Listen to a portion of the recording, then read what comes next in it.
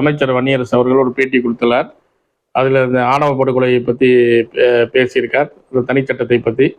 அதாவது திமுக அரசு வந்து அதை வந்து எதுவும் முன்னெடுக்கலை, அப்படி கொலைகள் நடந்த வீட்டுக்கு போய் அவங்க எதுவும் ஆறுதல் சொல்லலை அப்படின்னு சொல்லியிருக்கார். அதுபோக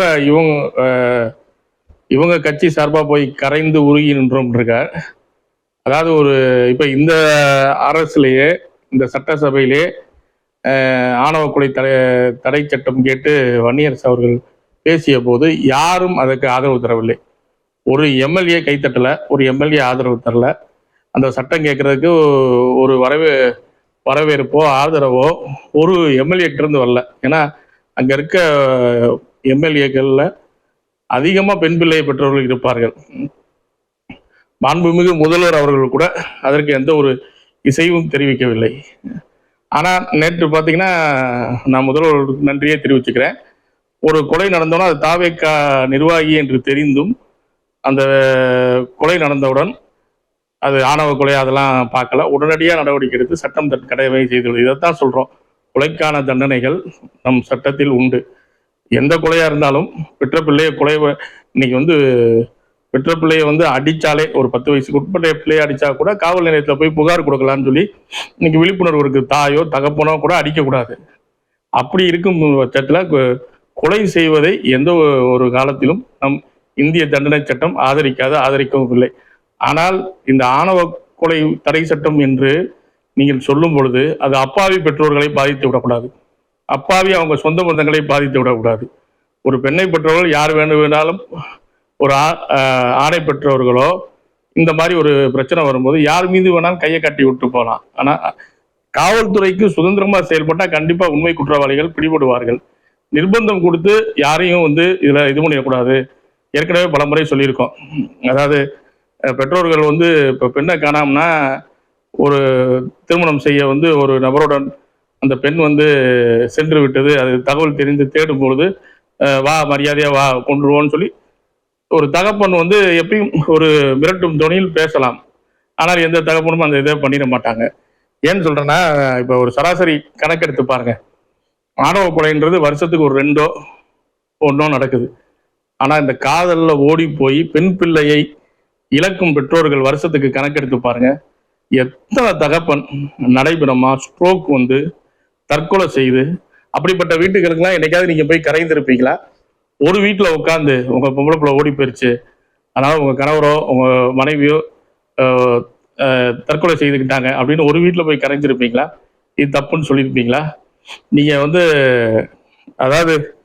அதைத்தான் குறிப்பிட்டு நம்ம நாடக காதல் என்று சொல்லுவது இதைத்தான். பெண் பிள்ளையை பெற்றோர்கள் தெரியாமல் அபகரித்து சென்று அந்த 18 வயசு முடிஞ்ச அடுத்த நாளே போய் திருமணம் செய்து அது நல்லவனா கெட்டவனான்ற ஆராயிறதுக்கு முன்னாடி பெற்றோர்களுக்கு தகவலே இல்லாமல் நடக்கும் ஒரு திருமணத்தை தான் நம்ம நாடக காதல், அது தொடர்ந்து வரும் திருமணம் என்று பலமுறை சொல்லி வருகிறோம். பெற்றோர்கள் சம்மதமோ பெற்றோர்களோட அறியாமை, அவங்க நாலேஜ் இல்லாமல் எதுவும் நடக்கக்கூடாதுன்னு தான் நம்ம சொல்லிட்டு வரோம். இதை ஏன் வன்னியரசு அவர்களுக்கு அந்த ஆதரவு கிடைக்கலன்னா, திமுகவாக இருந்தாலும் இன்றைய தாவேக்காவாக இருந்தாலும் எந்த ஆட்சிகளுமே பெற்றோர்களுக்கு எதிரான ஒரு சட்டத்தை கொண்டு வர மாட்டார்கள். இதனால் அப்பாவி பெற்றோர்கள் நல்லா தெரிஞ்சுங்க, ஆணவ கொலை தடை சட்டம் என்பது நிறைய அப்பாவி பெற்றோர்கள் மீது வழக்கு போடுவதற்கான வழிவகைகள் நிறைய உள்ளது. அந்த சட்டத்தை பற்றி, இந்த சட்டம் என்ன ஆகும்னு நமக்கு தெரியும். அப்பாவி பெற்றோர்கள் தான் அதிகமாக பாதிக்கப்படுவார்கள். அதுல அப்படி ஒரு சட்டம் விடக்கூடாது.